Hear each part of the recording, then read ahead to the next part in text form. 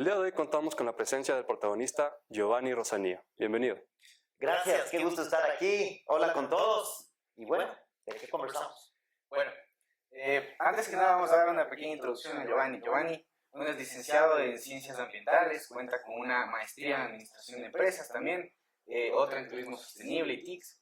Además ha tomado cursos con varias certificaciones como sommelier profesional, coaching, magia e innovación. Bueno, cuenta incluso vasta experiencia con el tema de la hipnosis, que es el que abordaremos en el episodio de hoy. Adelante, Nicolás. Entonces, Giovanni, el tema de la hipnosis es un tema desconocido por las personas. Se tienen ciertos estereotipos, mitos de este. Entonces, empecemos por ahí. ¿Qué es la hipnosis? ¿Qué es la hipnosis? Buena pregunta, Nico, porque claro, tienes toda la razón cuando dices que hay muchos mitos acerca de la hipnosis. Cuando yo hago shows de hipnosis, por ejemplo, me he topado muchas veces con gente, primero, que creen que es algo metafísico o espiritual, nada que ver. No es ni metafísico ni espiritual.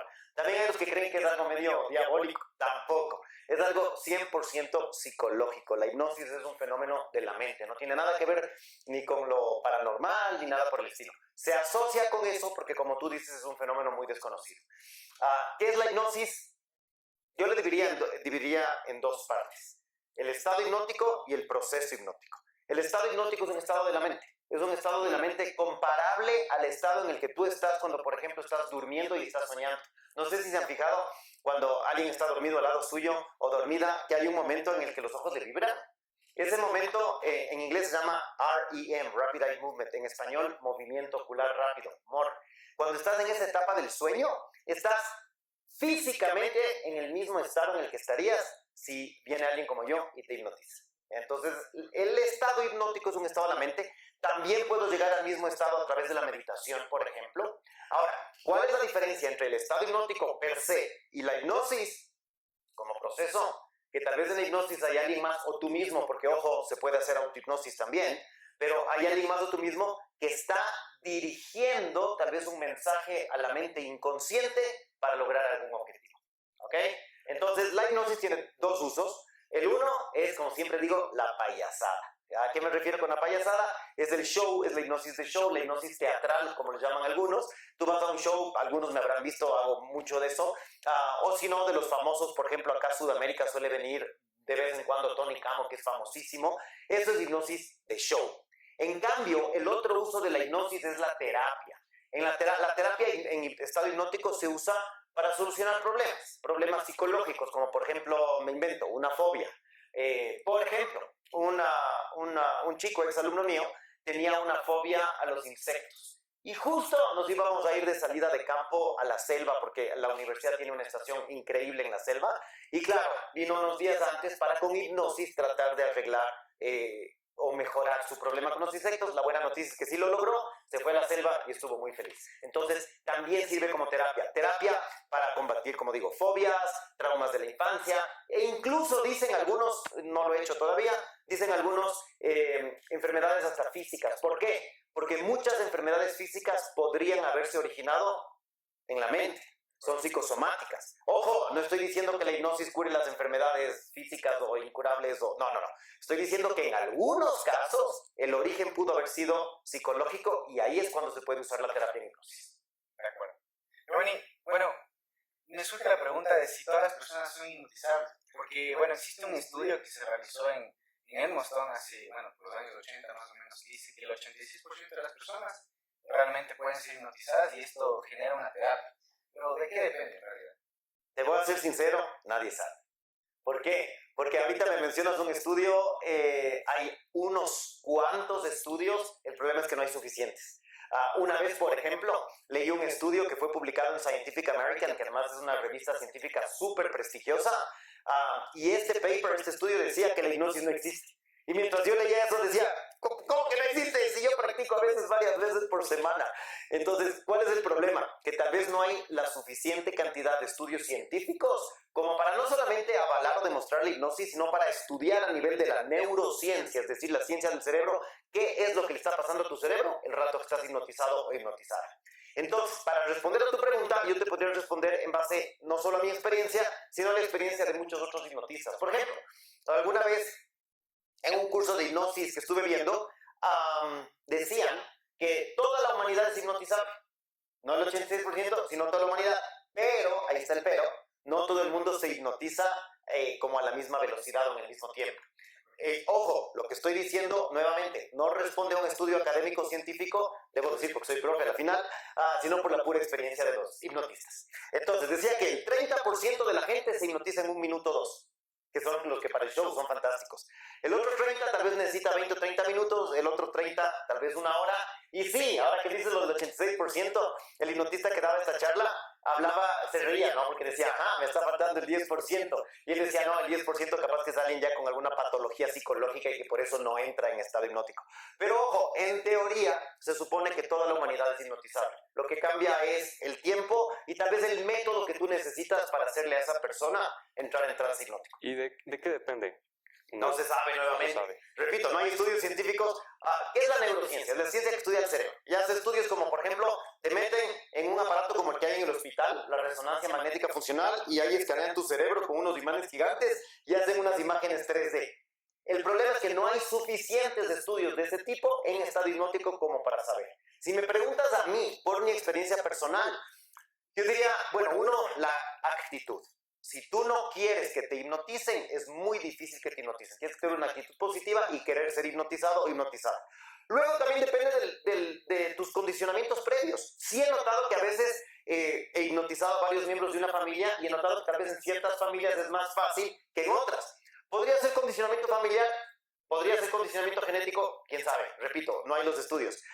También depende del momento y del día. Por ejemplo, ahorita que estamos en esta zona, claro, estamos en el estudio que está en una zona X de acá de la universidad, pero se me vino a la mente una anécdota. Yo tuve un alumno acá en la universidad que se moría de ganas de ser hipnotizado. Él quería, yo quiero.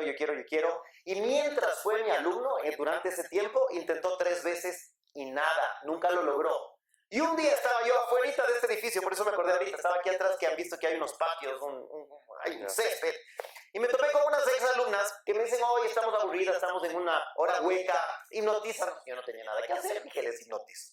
Se sentaron en el césped y estaba parado frente a las chicas, y lo chistoso fue que detrás mío estaba este chico que intentó varias veces ser hipnotizado y se arrimó a un árbol a verme como yo les hipnotizaba a las chicas.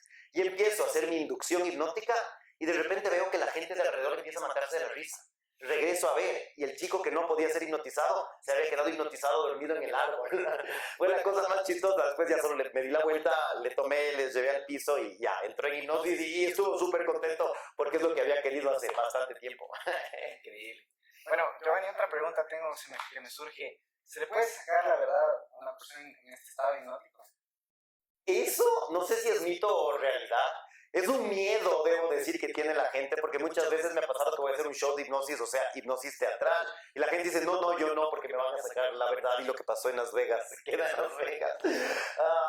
Yo creo, me voy a atrever a lanzar una teoría, porque repito, no hay los estudios, que depende de cuán arraigado esté en tu inconsciente. Porque me he topado con gente que, por ejemplo, en el show de hipnosis, es hincha de un equipo de fútbol o de otro. Y le cambio, le hago que no sea del Quito, sino de la Liga, o no de la Liga y del Aucas, y lo he logrado. Pero ha habido veces cuando no lo he logrado. Ha habido veces donde está tan arraigado en su mente que hasta se despiertan asustados y dicen, no, yo del Aucas nunca. Entonces creo que depende de cada uno, la verdad. No te voy a decir ni sí ni no. No lo he intentado, obviamente por ética, pero me imagino que en algunos casos será posible y en otros no. Ahora me surge otra duda, Giovanni. ¿La hipnosis es una buena manera de olvidar eventos? Verás, olvidar un evento ya no sería hipnosis sino lavado cerebral. Y nuevamente eso no es ético. Lo conozco en teoría, no en la práctica. Es más, cuando hice mi primer curso de hipnosis, algo me contaron y me decían que era una técnica, mi profesora decía eso, que es una técnica que fue muy usada durante la Guerra Fría, de haber oído en los 60, 70, pero no es ético. ¿Qué es lo que hace la terapia en hipnosis? No busca que tú te olvides de algo traumático. Busca que tu percepción acerca del evento traumático cambie, ¿ya? Por ejemplo, una vez vino a verme una buena amiga mía que tenía algún trauma con un ex, ¿ya? Y el ex se había portado re mal, como algunos exes. Y claro, ¿cuál era el problema? Que a ella le tocaba verle al diario a este tipo. Entonces, ella no podía dejar de verle al diario porque era una cuestión de trabajo, pero no le aguantaba y le estaba afectando hasta físicamente la presencia del ex. Entonces, ¿qué es lo que yo hice? Le hice algunos ejercicios en estado hipnótico de reencuadre. ¿Qué se llama el reencuadre? viene del inglés, reframing, es como el frame, como el marco de los cuadros. Tú le cambias el marco, o sea, el cuadro sigue siendo el mismo, pero cambias el marco, cambias la percepción. ¿Para qué? Para que a ella le deje de molestar. Y digo eso porque bromas entre mis alumnos siempre me dicen, quiero olvidarme de mi ex. No, y si pudiera, no lo hiciera, porque no es ético hacerte olvidar de algo. De acuerdo. Giovanni, me surge otra pregunta que dice, bueno, ¿qué podría salir mal en una sesión de hipnosis? ¿Qué podría salir mal? Que la persona que te hace la hipnosis no esté preparada. ¿Ya? Consejo, sobre todo para todos los que nos están escuchando y viendo ahorita, no hagan hipnosis solos. No hagan hipnosis con, no sé, YouTube, Spotify o lo que haya. Me imagino que hay ahí. No lo hagan porque les puede ir mal. ¿Ya? Es más, una vez vi todo un documental en el Discovery Channel hace años. Imagínate, 1 hora de documental. Y el documental hablaba 100% de por qué las regresiones de hipnosis son malas. Yo digo, no son malas. Pero el documental hablaba de eso. ¿Por qué? Porque si la persona que te está haciendo o dirigiendo la hipnosis no sabe manejar o no tiene preparación en psicología, en psiquiatría o en terapia, ahí te puede ir mal. Les doy un ejemplo. Una vez vino, yo todavía no sabía hipnotizar, pero aquí en la U deben conocer que hay otro profe que hace hipnosis y regresiones mucho antes que yo, como 15 años o 20 años antes que yo. Yo estaba en esa clase básicamente viendo lo que sucedía como de oyente y este profe le hacía una regresión a un chico en hipnosis. ¿Qué pasó? Vino un padre de familia de uno de los chicos porque tenía mucho interés por el tema, pero luego nos contó su experiencia personal y no había sido buena. ¿Cuál era su experiencia? Que él había comprado un libro que venía con un CD en aquella época cuando los CDs todavía existían, que venía con una grabación para ponerte unos audífonos y hacerte una autohipnosis. ¿Qué pasó? El señor recordó un hecho súper traumático y no hubo terapeuta, psicólogo, psiquiatra que le ayude a manejar eso. El señor quedó, como diríamos, descompuesto aquí, en este momento de la vida. Quedó con trauma psicológico y con algunos problemas que ahorita no voy a contar. Pero, ¿qué tuvo que hacer? Este profe que sabía hacer hipnosis tuvo que llamarle en privado otro día para hacerle una terapia y poder solucionarle, porque el señor no podía dormir, estaba mal, estaba realmente mal. Entonces la hipnosis es súper delicada si tú no sabes manejar. Entonces no se hagan solos. Si quieren aprender, hay formas de aprender, obviamente, pero no se hagan solos o con alguien que no sabe. Entonces, este tema se debe manejar de una manera cuidadosa. Para nuestro público que está interesado en la hipnosis, ¿cómo puede empezar una persona en este? ¿Cómo puede empezar? Mi consejo es estudia, pero formalmente. O sea, si quieres estudiar en la universidad, estudia psicología o psiquiatría. Yo no soy psicólogo, pero yo hice primero, antes de empezar a hipnotizar, toda una certificación en hipnoterapia. Y entonces eso te da las herramientas como para saber manejar casos eventuales como el del señor que les acabo de contar. Entonces, mi único consejo sería estudia formal y con gente responsable. No informal y peor en internet sin fuentes. Sería una desgracia. Por supuesto. Bueno, Giovanni, mencionaste una parte que también es un tema terapéutico esta situación. Entonces, ¿cómo podría ayudar la hipnosis, por ejemplo, a una persona que quiere dejar de fumar o dejar algún vicio? ¿Cómo podría ayudar esta hipnosis? O sea, ayuda. No es cómo podría, la pregunta es ayuda. Ojo, depende también de cada uno. Yo he visto gente que con una sesión de hipnosis ya deja el cigarrillo o el alcohol o cualquier vicio que pueda tener, y hay gente que tal vez se demora 10 y no lo logra. Depende mucho de la predisposición de cada uno y de la intención. Pero, a ver, mejor les respondo la pregunta de una forma diferente. ¿Cómo funciona la hipnosis? Porque hasta ahora no me han preguntado cómo funciona acá la hipnosis. Yo te decía que tiene los dos usos. Pero ¿cuál es la teoría detrás de esto? La teoría es que yo tengo la mente, que deben recordar de las clases de psicología, se divide en mente consciente y mente inconsciente. ¿Se acuerdan del dibujo del iceberg? Que decía que el 10%, el 90% más o menos es la mente inconsciente. ¿Qué es lo que hace la persona que te hipnotiza? ¿Qué hago yo cuando hipnotizo gente? Yo agarro y a través del lenguaje que uso, tanto verbal como no verbal, accedo a tu inconsciente, muchas veces sin que tú te des cuenta que estoy mandando un mensaje al inconsciente. Y luego el inconsciente manda el mensaje al consciente. En el caso del show son mensajes chistosos como, no sé, tu mano está pegada a la mesa y cuando te despiertes no vas a poder despegar. En el caso de la terapia son mensajes importantes como, por ejemplo, cuando te despiertes el cigarrillo te va a dar asco o ya no vas a querer fumar o algo por el estilo. O el trauma de la infancia, lo que sea. Entonces, es eso, accedes al inconsciente para que luego el inconsciente mande el mensaje al consciente.